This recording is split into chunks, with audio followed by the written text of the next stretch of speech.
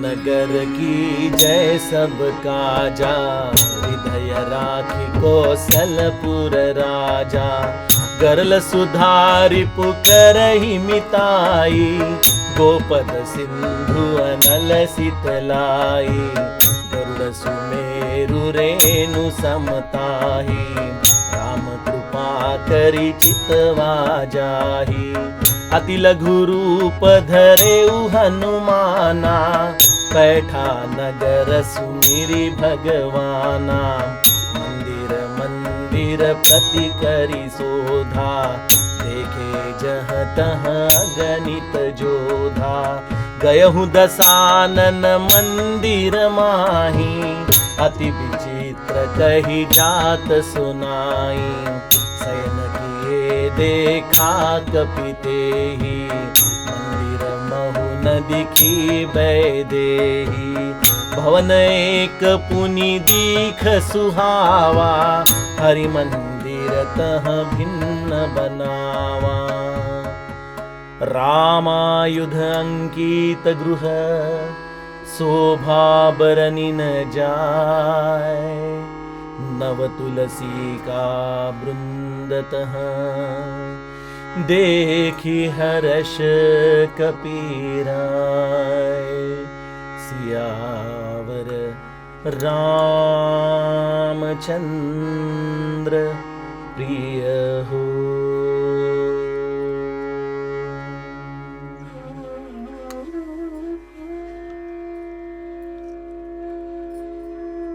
हनुमान जी ने लंकिनी का उद्धार केवल इस मुठिका के स्पर्श से किया है, और लंकिनी इस सत्संग को अपने जीवन का एक बहुमूल्य क्षण मानते हुए हनुमान जी को इस लंका में सुस्वागतम के रूप से आमंत्रित कर रही है। लंकिनी कहती है, प्रभिसि नगर की जय सब काजा, हृदय राखी कौशलपुर राजा। हे हनुमान जी महाराज, आइए, लंका में आपका स्वागत है। आप लंका में आके यह समस्त राम कार्य कीजिए, और आपसे केवल एक ही विनती है। जिस तरह से आपने हृदय में इस रघुनाथ जी का स्मरण जतन किया है, ऐसे ही अपने हृदय में इस कौशलपुर के राजा का स्मरण करते हुए अपना राम कार्य इस लंका नगरी में प्रवेश कर पूरा कीजिए।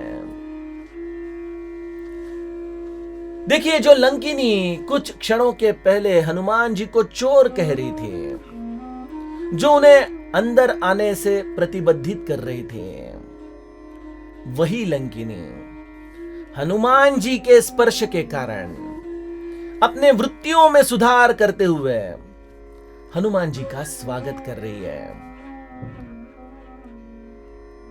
गोस्वामी जी कहते हैं कि यही एक बड़ी अद्भुत ऐसी कृपा है कि जब आप राम की कृपा प्राप्त करते हैं, राम का कृपा प्रसाद आपके जीवन में प्रवेश करता है, तो क्या होता है आपके जीवन में? गरल सुधा रिपु करहि मिताई, गोपद सिंधु अनल शीतलाही।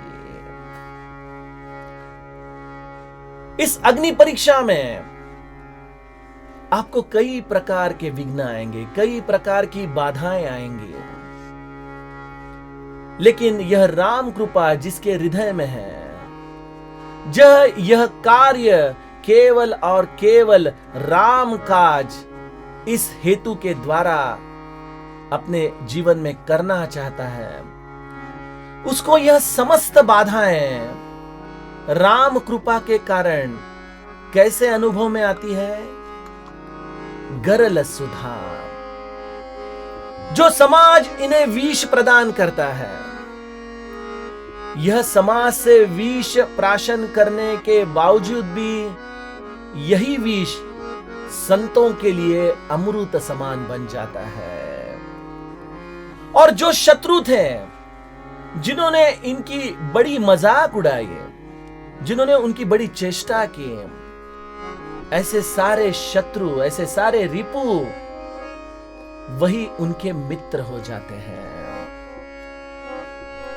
जिस संत ज्ञानेश्वर जी का मैंने आपको उदाहरण दिया, छोटे से थे, अपने भाइयों के लिए, अपनी छोटी बहन के लिए कुछ भिक्षा मांगने के हेतु गांव में जाते थे, माधुकरी मांगते थे। और तब आज जिस समाधि पे हम शायद मिठाइयां चढ़ाए, आज हम शायद उनको बड़ी मीठा भोजन प्रसाद रूप में अर्पण करें, उसी ज्ञानेश्वर महाराज को तभी उस ग्रामस्थों ने क्या अर्पण किया? उन्हें शायद कभी गोमय मिलता था, कभी चूल्हे की राख उन्हें मिलती थी, और बोलते थे कि ब्रह्मचारी के लड़कों को यही देना ठीक है। मेरे ज्ञानेश्वर महाराज छोटे थे, कई बार यह आघात देखकर उनके आंखों में आंसू आ जाते हैं, लेकिन उसके बावजूद भी संत ज्ञानेश्वर ने इतना बड़ा अमृतानुभव ग्रंथ लिखा, ज्ञानेश्वरी, जो भगवत गीता का मराठी में किया हुआ विस्तार है, जिसमें अनेक सुंदर अनुपम ऐसी कल्पनाओं का विस्तार ज्ञानेश्वर जी ने अपने सुंदर शब्दों में किया है। लेकिन इन शब्दों में उन्होंने एक भी जगह में अपने जीवन में जो उन्हें संकट मिले, जो इस समाज के द्वारा उन्हें विष मिला, इस विष का उन्होंने कहीं भी एक शब्द से भी उच्चारण नहीं किया है। कहां गया वो विष? वही गरल सुधार रूप से ज्ञानेश्वरी में शब्दों के द्वारा बरस पड़ा है। जो लोग उनका उस वक्त द्वेष कर रहे थे, वही सारे लोग उनके चरणों में उनके दास बनकर गिर पड़े। यह सब हुआ क्योंकि रिपु कर ही मिताई। और जो कार्य बिल्कुल असंभव लग रहा था, जो कार्य एक छोटे बालक से होना बिल्कुल मुमकिन नहीं था, वही कार्य इस भगवत गीता का यह मराठी विस्तार, मेरे महाराज कहते हैं कि श्री कृष्ण केवल अपने कपड़े बदलकर ज्ञानेश्वर जी के रूप में इस महाराष्ट्र के भूमि में आए, और यह इतना बड़ा कार्य उन्होंने करके दिखाया क्योंकि गोपद सिंधु, यह समस्त भवसागर एक गाय के खूर के समान इतना छोटा हो जाता है। इसलिए इतना बड़ा कार्य भी संत अपने जीवन में सहजता से पूरा करते हैं। और इसके साथ ही अनल शीतलाई, अगर कई लोग भी बाहर से उन्हें इस अग्नि परीक्षा के द्वारा सताना चाहते हैं, लेकिन अंदर से संत हमेशा वह शीतलता महसूस करते हैं। यही राम कृपा का अपने जीवन में जब प्रवेश होता है, तो यह सारी स्थित्यंतर एक राम कार्य करने वाले संत के जीवन में वो अनुभव करता है। हमारे एक दोस्त है, बड़े मजाक में मुझे कहते हैं कि मेरे सदगुरु ने मेरी बाहर की कंडीशन तो बहुत खराब रखी है, लेकिन बाहर की कंडीशन खराब होने के बावजूद भी अंदर एयर कंडीशनिंग करके रखा है। बाहर की कंडीशन खराब, लेकिन अंदर एयर कंडीशन, यही है अनल शीतलाई। जीवन में कई अग्नि परीक्षाएं हैं, कई दिव्य है, लेकिन जो गुरुनिष्ठ है, जो गुरु चरणों के आश्रित है, वह इस स्थिति में भी समाधान से रहते हैं, आनंद से रहते हैं। उसकी इच्छा है ऐसा समझकर इस चीज का स्वीकार करते हुए रहते हैं। और यही राम कृपा है।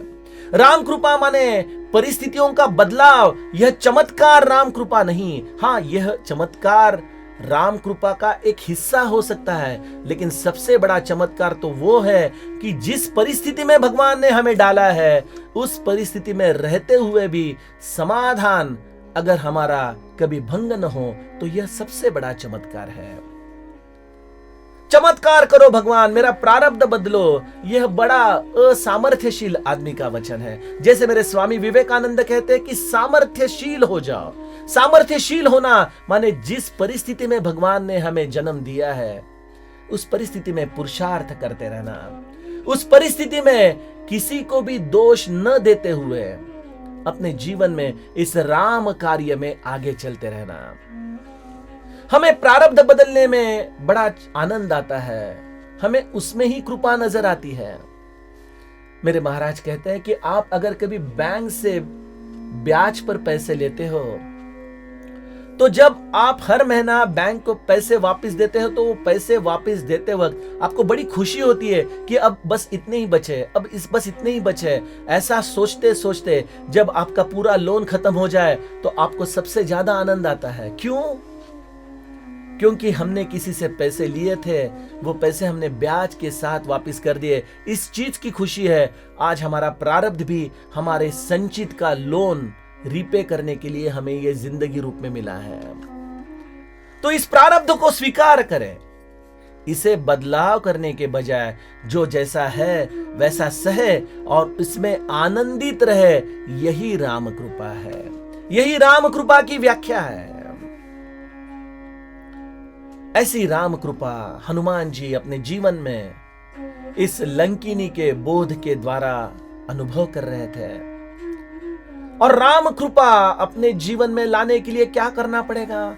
आप बोलेंगे कि मैं तो बड़ा जाप करता हूं, बड़ा पूजा पाठ करता हूं, मैं सब कुछ करता हूं, लेकिन मुझे अभी तक राम कृपा क्यों नहीं मिल रही है?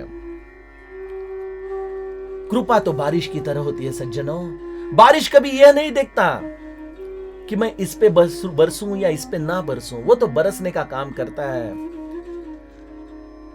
लेकिन चीज ऐसी है कि हमने अहंकार के रेनकोट ऐसे अपने आप पे रखे हैं कि इतनी कृपा की वर्षा होने के बावजूद भी उस कृपा का कुछ बूंदे भी हमें स्पर्श नहीं कर पा रही है। और हनुमान जी हमें सिखाते हैं कि कृपा प्रसाद प्राप्त करना है तो क्या करना पड़ेगा? अति लघु रूप धरेउ हनुमाना। बहुत छोटा रूप धारण कर लिया। कृपा हमारे जीवन में आने का एक ही मार्ग है। हम हमारे जीवन में अहंकार को हमेशा खुद परखें और इस खुद परखने के बाद इस अहंकार को त्याग करना सीखें।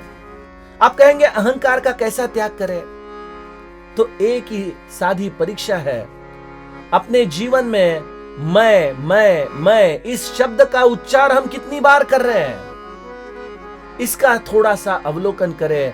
और जब आपको लगे कि यह सब कोई तो मुझे निमित्त बनाकर करते ले रहा है, तब इस मैं का विसर्जन होना शुरू हो जाएगा। तब हमें जीवन में यह राम कृपा का स्पष्ट दर्शन होना शुरू हो जाएगा। हनुमान जी लंका में प्रवेश करते हैं और लंका में प्रवेश करने के बाद वह सीता जी के खोज में अपना जो ये राम कार्य है, इस राम कार्य में शुरुआत करते हैं। गोस्वामी जी लिखते हैं, मंदिर मंदिर प्रति करी शोधा, देखे जहां तहां अगणित जोधा। सब जगह में तो उन्हें बड़े बड़े निशाचरी दिखाई दे रहे हैं। कहां ढूंढे भक्ति को, कहां ढूंढे मां को। ऐसे ही ढूंढते ढूंढते रावण के महाल में, इस दशानन के महाल में हनुमान जी का प्रवेश होता है। और वहां पे भी वो मंदिर में रावण को शयन करते हुए देखते हैं, लेकिन उन्हें सीता रूपिणी भक्ति जी की वहां पे कोई भी अस्तित्व की चिन्ह दिखाई नहीं देते हैं। और यही एक बहुत बड़ा हमारे जीवन में भी जिन्हें भक्ति की खोज करनी है उनके लिए एक बहुत सुंदर सूत्र है कि सद्गुरु नित्य सुबह हमारे मंदिर में इसी तरह से आते हैं, लेकिन देखते हैं कि यह रावण सोया हुआ है और जहां पे नित्य प्रभात समय में बिना साधना के जब रावण रूपी हमारा यह देह सोते रहता है तो वहां पे भक्ति का दर्शन सद्गुरु को कतई नहीं होता। इसलिए मेरे समर्थक कहते हैं प्रभाते मनी राम चिंतित जावा। सुबह के पहले प्रहर से भगवान के नाम का चिंतन आप करना शुरू कीजिए। आपको शायद मालूम भी नहीं होगा कि कोई सद्गुरु हनुमान तत्व आपको ढूंढ रहा है, आपके हृदय में बैठी हुई भक्ति का वो शोध कर रहा है। ऐसे मेरे हनुमान जी इस लंका में, इस रावण महल में आए, लेकिन वहां पे उन्हें भक्ति रूपिणी सीता जी का कोई चिन्ह दिखाई नहीं दिया। और फिर उनकी स्वाभाविक दृष्टि एक ऐसे भवन पे गई जिसे देखने के बाद खुद यह हनुमान तत्व भी एक क्षण विस्मित हो गया। आइए, उस भवन में ऐसा क्या था जिस कारण हनुमान जी की दृष्टि उस भवन पे गई? उसका चिंतन हम कल के कथा विचार में करते हैं।